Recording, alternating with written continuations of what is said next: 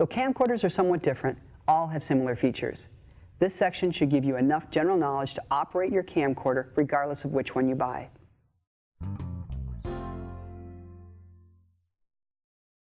Most analog camcorders allow you to display the date and time for a few seconds or continuously when you start recording. Refer to your user manual for specific instructions on how this is done. Digital camcorders encode the date and time on the tape as it records at all times. You have either the option of displaying it or not during playback. Some digital camcorders will allow you to timestamp manually. Another way of recording the date and time is simply to announce it when you start recording. This is also a good time to say what event is currently being recorded. However, you'll need to remember to do this each time you start recording.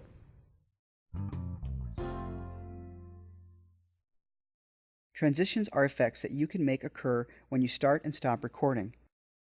They may include fade, overlap, dissolve, wipe, and any number of other fancy ways to start and stop your video. If you plan to edit the video on your computer, it is best not to use any transitions while recording. You can put them in later when you edit your video. If you're going to edit to a DVD recorder or VCR, the transitions may look unnatural if there are transitions when you start and stop and none when you do the editing cut. If you don't plan to edit or intend to edit in camera, you should limit transitions to fades and overlaps. Using a bunch of fancy transitions will only be a distraction from what you've recorded.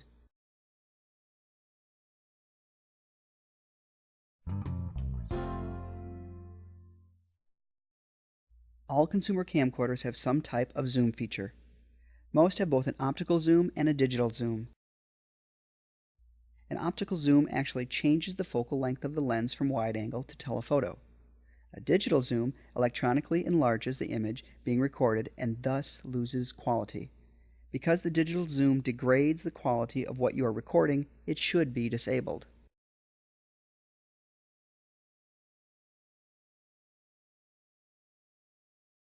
An optical zoom should be used sparingly.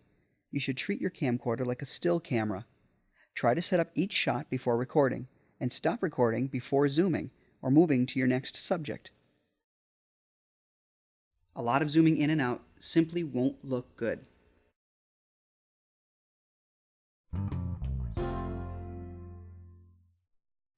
Most camcorders will go into standby mode or shut off after so many minutes if they're not in use. This saves the battery if you forget to turn it off after you finish recording.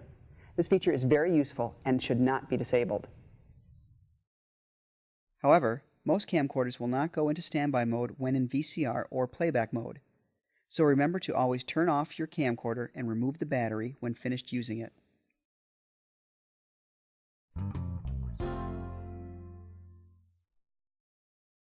Most consumer camcorders have ways of adjusting the way your video looks with electronic effects.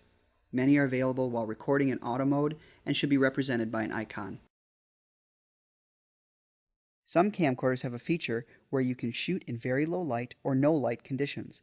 An infrared light is used to illuminate your subject. The image in the viewfinder may appear greenish or in monotone. Very few camcorders have a color night vision feature. Portrait helps focus in on a single subject, especially when the camcorder is close to your subject. Sports is used for recording sporting events or fast-moving objects. Sepia gives the video an old-fashioned brownish look. And others that are fairly self-explanatory: black and white, negative, beach, and landscape, just to name a few.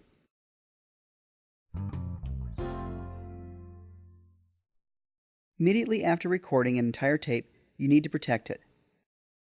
For mini DV tapes, you need to slide the recording tab so that the hole is uncovered. For digital 8 tapes, you need to slide the recording tab so that the hole is covered.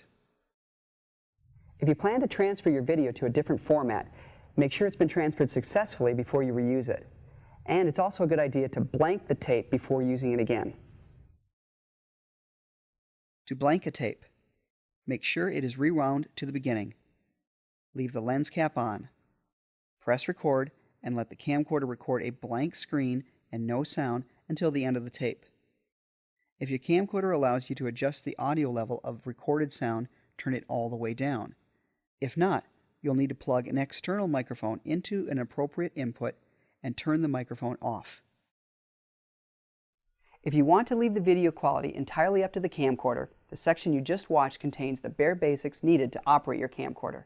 However, those of you who really want to improve the quality of your home movies will want to watch Advanced Camcorder Operations, which is coming up next on In My Life.